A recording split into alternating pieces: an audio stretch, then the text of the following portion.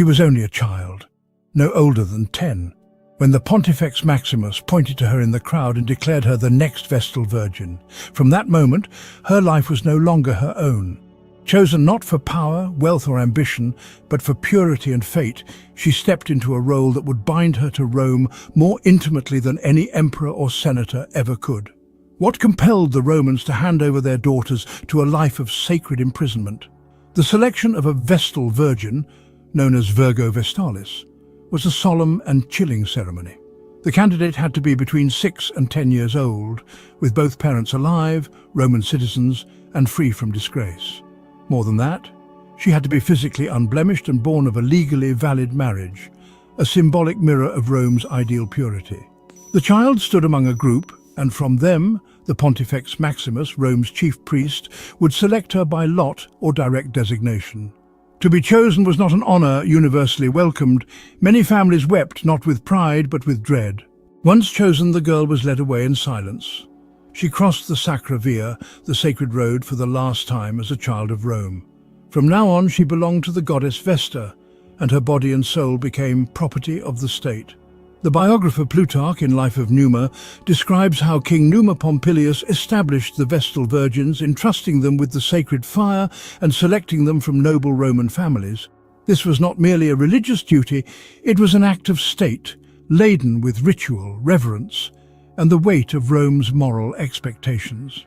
The Vestals were installed in the House of the Vestals, Atrium Vestae, adjacent to the Temple of Vesta in the Roman Forum.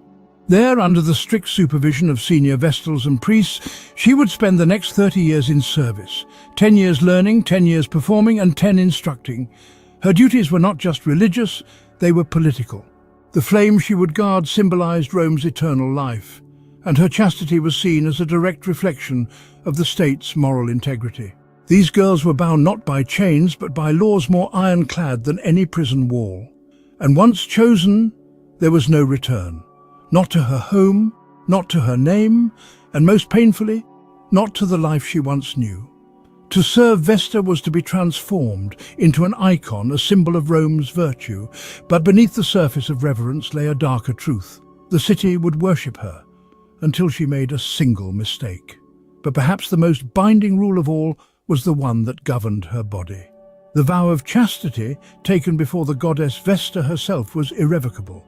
For 30 years, a Vestal was forbidden to marry, to touch, or to be touched by any man. This wasn't merely religious doctrine, it was a matter of state security. Her body was sacrosanct, and the purity it represented was not just personal, it was political. Harsh justice, Rome's brutal discipline. She was sacred, yet never safe. The Vestal Virgin, clothed in ceremonial white and honored by the people of Rome, lived not only under divine obligation, but under the ever-present weight of Roman law, unforgiving and absolute. Revered in public but scrutinized in private, her sanctity was protected through methods more brutal than divine. What happened when even the most revered women in Rome made a mistake? The Vestals were bound to 3 core laws: perpetual virginity, unswerving obedience, and strict guardianship of the sacred fire. Violate any of these, and the consequences were swift and often merciless. If the eternal flame in the Temple of Vesta ever went out, it was not merely seen as a ritual failure, it was a dire omen for the Roman state. In such cases, the reigning chief Vestal could face private punishment, sometimes involving scourging, administered by the Pontifex Maximus, but always away from public view. This was not symbolic punishment. It was a brutal, humiliating ritual, carried out in complete darkness, often at night, to shield the sacred woman from the public gaze, even as she suffered.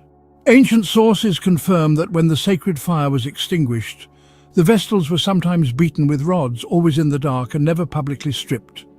A stark reminder of the cold balance between ritual dignity and physical violence. Beyond physical punishment, the psychological isolation was constant and calculated. For the full 30 years of her service, a Vestal was to remain celibate, her life strictly confined within the Atrium Vestae, a secluded complex within the Roman Forum. Her interactions were closely monitored. She could not even speak freely with men. The slightest rumor of impropriety could trigger a full investigation by the College of Pontiffs. And once accused, a Vestal had almost no defense. Roman justice in these cases rarely presumed innocence. To be a Vestal was not to be free from pain or fear. It was to live in a sanctified cage, revered on altars and beaten in silence. Buried alive in silence, Rome's ritual of bloodless execution.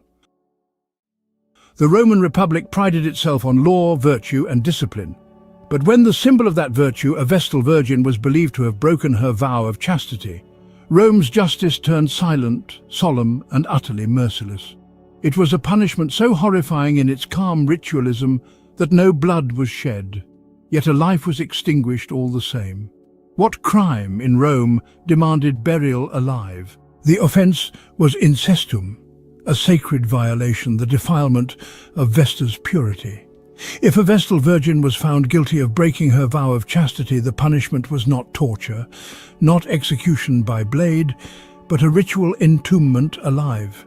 This method, designed to avoid shedding holy blood, a bloodless execution, and it was reserved only for Rome's most revered women.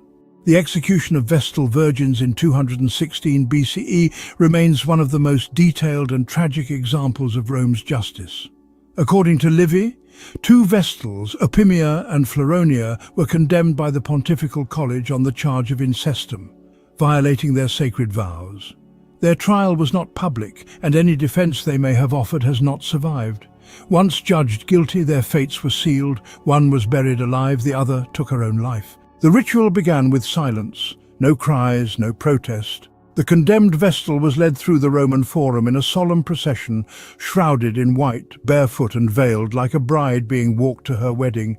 But this was no marriage, this was her funeral. The procession stopped at the Campus Sceleratus, the field of the wicked, just outside the Colline Gate. There a chamber had already been prepared, dug into the earth. Inside were a bed, a lamp, bread, water and milk, symbols of minimal life, enough to feign that her death was not a state-sanctioned killing. Romans insisted she was not executed, but left to the gods. Once she descended the steps, the entrance was sealed with earth and stones. No one would ever hear her again. The state did not acknowledge the burial as a homicide. By providing sustenance, Rome could claim she was simply imprisoned underground. But there was no escape, no rescue, no legal appeal. When her air ran out, so did her life. And with it, any doubt Rome was capable of enshrining brutality in the name of virtue. The ritual never included a public spectacle of death. That was the point. Silence was as much a tool as the tomb itself, meant to erase the fallen Vestal from public memory. Her name, reputation and life were sealed beneath the soil. The fate of Rome's Vestal Virgins reveals a civilization willing to sanctify innocence while punishing imperfection with merciless precision. Revered as divine symbols, yet cast aside when accused, these women stood at the crossroads of religion, law and power, buried not just beneath earth, but beneath the weight of empire. In the shadow of such rituals, we must ask, what does a society lose when it sacrifices humanity for purity? Comment below. As Thucydides observed, the strong do what they can, and the weak suffer what they must. Let us weigh this lesson well.